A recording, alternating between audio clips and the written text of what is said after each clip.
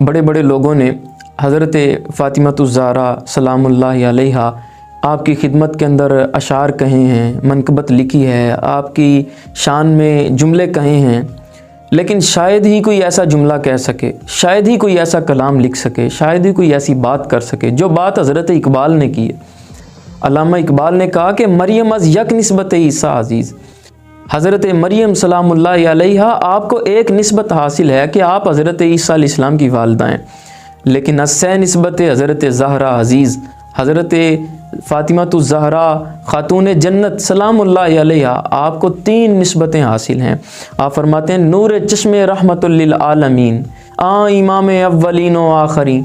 پہلی نسبت تو یہ ہے کہ آپ نور چشم ہیں رحمت للعالمین کے، وہ رحمت للعالمین جو اولین اور آخرین کے امام ہیں، امام اولین و آخرین۔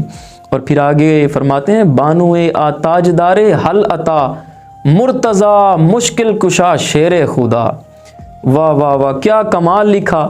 کہتے ہیں کہ مرتضی مشکل کشا شیر خدا۔ حضرت اقبال بھی مولا علی کے بارے مشکل کشا کا لفظ استعمال کر رہے ہیں اور کہہ رہے ہیں شیر خدا ہیں، مرتضی ہیں۔ یہ بھی نسبت ہے کہ آپ ان کی گھر والی ہیں، ان کی آپ زوجہ ہیں، آپ کو یہ بڑا شرف حاصل ہوا، یہ نسبت حاصل ہوئی۔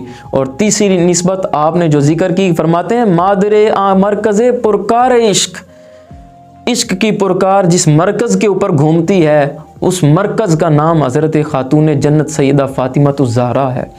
اور فرماتے ہیں مادر کاروان سالار عشق، عشق کے کاروان کا جو سالار ہے ان کی والدہ ہیں حضرت فاطمۃ الزہرا رضی اللہ تعالیٰ عنہ۔ پھر آگے آپ فرماتے ہیں سیرت فرزندہا از امہات، جوہر صدق و صفا از امہات۔ بیٹوں کے اندر جو صفات اچھی آتی ہیں وہ ماؤں کی وجہ سے ہی آتی ہیں، ماؤں کی تربیت کی وجہ سے آتی ہیں، اور ماؤں کے لیے بہترین سیرت حضرت فاطمۃ الزہرا کی ہے۔ مزرعہ تسلیم را حاصل بطول، مادران را اسوہ کامل بطول۔ آپ کا اسوہ ماؤں کے لیے بہترین ہے کہ کبھی پڑھیں تو صحیح حضرت فاطمۃ الزہرا کی سیرت کو، ان کی ہسٹری کو پڑھیں، آپ دیکھیں کس طرح زندگی گزاری۔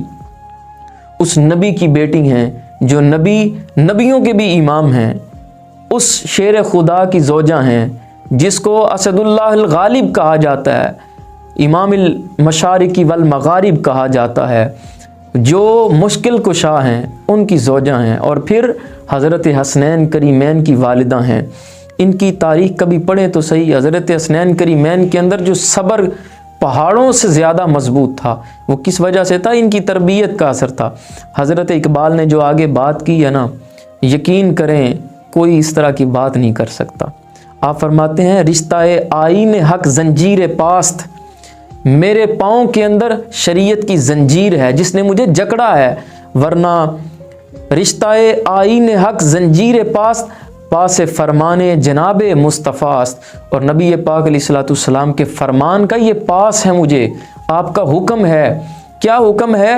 کہ کسی کو سجدہ نہیں کرنا اللہ کے علاوہ۔ اگر یہ اجازت ہوتی، آپ فرماتے ہیں ورنہ گرد تربتش گردید میں سجدہ برخاک او پاشید میں، اگر مجھے شریعت اجازت دے دیتی تو میں آپ کے روزے کی جالیوں کا طواف کرتا اور آپ کی قبر کو میں سجدہ کرتا، لیکن مجھے رسول اللہ صلی اللہ علیہ وسلم کے فرمان کا پاس ہے، شریعت نے اجازت نہیں دی، لیکن ادب کا تقاضا یہ ہے کہ دل ان کی بارگاہ کے اندر جھکا ہوا ہے۔